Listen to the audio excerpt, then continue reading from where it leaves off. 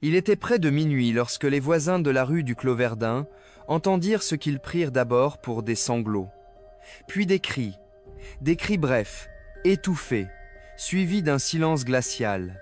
Personne n'osa sortir. Tout le monde connaissait la maison au fond de la rue, celle de Claire et Mathieu Dervaux. Claire avait 29 ans, infirmière, douce, aimée de tous, enceinte de 8 mois d'une petite fille qu'ils allaient nommer Élise. Mathieu, lui, était professeur de mathématiques, réservé, discret, toujours poli. Un couple normal, trop normal, disaient certains. Mais ce que personne ne savait, c'est que derrière les rideaux toujours tirés, leur quotidien s'était transformé depuis plusieurs semaines en cauchemar. Claire ne dormait plus. Elle disait entendre des voix dans la maison, des bruits de pas dans le grenier. Elle notait des phrases dans un carnet noir qu'elle gardait sous l'oreiller. Des phrases sans logique, parfois des dessins, des silhouettes, des yeux. Mathieu s'inquiétait. Il pensait à une dépression liée à la grossesse. Il voulait consulter, mais Claire refusait. Elle disait que le mal ne venait pas d'elle, mais de lui. « Tu l'as réveillé », murmurait-elle souvent, sans jamais expliquer de qui elle parlait.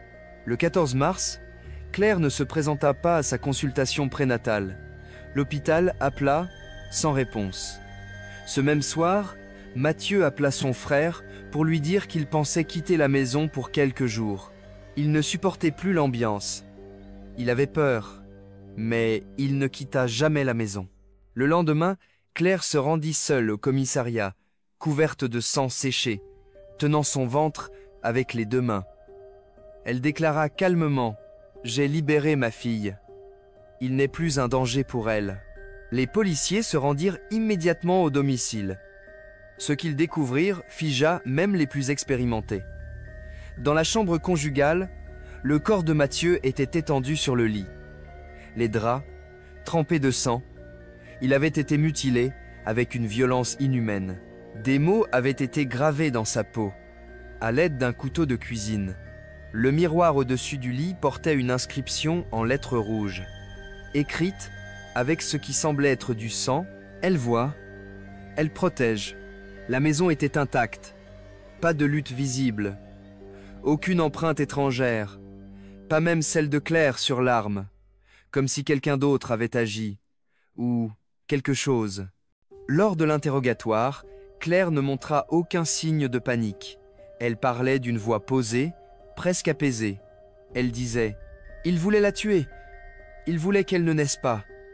Mais elle m'a parlé, elle m'a montré ce qu'il était vraiment. » La psychologue de la police déclara qu'elle souffrait d'un état dissociatif profond, possiblement déclenché par un traumatisme ou une psychose gestationnelle.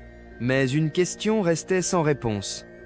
Comment une femme enceinte, épuisée, seule, avait-elle pu commettre un acte aussi atroce sans aucune trace de lutte? Pendant sa garde à vue, Claire demandait à parler à quelqu'un. Elle ne disait pas qui. Juste, elle veut que je raconte, avant qu'elle naisse. La police ouvrit une enquête psychiatrique. Claire fut transférée en unité spécialisée.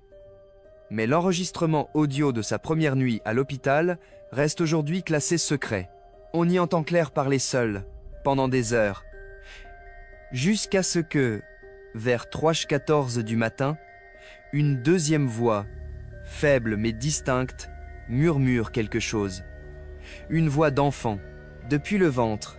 Le personnel de l'unité psychiatrique affirma que la bande audio de cette nuit-là avait été modifiée, que la voix entendue à 3h14 était sûrement un bruit, une interférence, ou une illusion auditive causée par le stress. Pourtant, ceux qui l'avaient écoutée refusèrent ensuite de la réentendre. Claire fut placée en isolement pour sa propre sécurité. Mais chaque nuit, elle parlait, à son ventre, parfois doucement, comme une mère, parfois avec une voix basse, brisée, comme si elle recevait des ordres. Une infirmière raconta avoir vu, un soir, Claire en train d'écrire avec son propre sang, arraché à ses ongles, sur les murs de sa cellule. Une phrase revenait sans cesse, « Il n'était qu'un porteur. Elle naîtra libre. » Le 23 mars, soit 9 jours après son arrestation, Claire entra en travail. Une tempête frappa la ville. Cette nuit-là, les lumières de l'hôpital clignotaient. Les appareils informatiques plantaient sans raison. 3 sages-femmes refusèrent d'assister l'accouchement. Une seule resta. Elle s'appelait Amandine, jeune, courageuse, croyante. Elle dit plus tard, ce n'était pas un accouchement, c'était un rituel. Le bébé naquit à 3h17 du matin. Une petite fille, en bonne santé. Silencieuse, trop silencieuse.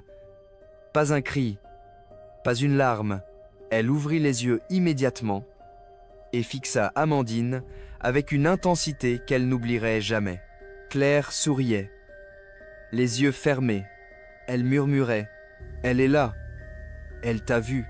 Amandine quitta la salle, choquée, incapable de s'expliquer ce qu'elle avait ressenti.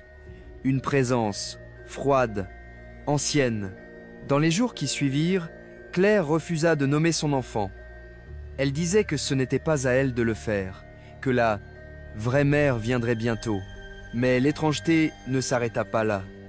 La psychologue de l'établissement, en consultant les notes du passé psychiatrique de Claire, découvrit un détail effrayant. À l'âge de 9 ans, Claire avait survécu à un incendie dans une vieille ferme. Toute sa famille était morte. Le rapport de l'époque mentionnait déjà un comportement étrange. La petite Claire parlait à son ventre comme si quelque chose y vivait déjà. Et dans l'enregistrement audio des pompiers, cette même phrase avait été entendue, prononcée par la fillette, juste avant qu'on la sorte des flammes. Elle ne brûle pas, elle attend. La psychiatre fit immédiatement le lien, mais il était trop tard. 3 jours plus tard, Claire fut retrouvée morte dans sa cellule. Aucun signe de blessure, aucun poison. Le cœur, simplement arrêté. Le bébé, elle, fut transféré en foyer d'accueil. Mais chaque famille qui tenta de l'adopter fit face à des incidents étranges. Cauchemars récurrents, perte de mémoire, objets déplacés, animaux morts sans explication. Après le 4e abandon, le dossier fut classé confidentiel. Aujourd'hui, la petite fille a 6 ans. Elle ne parle pas. Elle écrit des symboles, des noms, des choses qu'elle ne devrait pas connaître. Et parfois, la nuit, on l'entend murmurer à son ventre.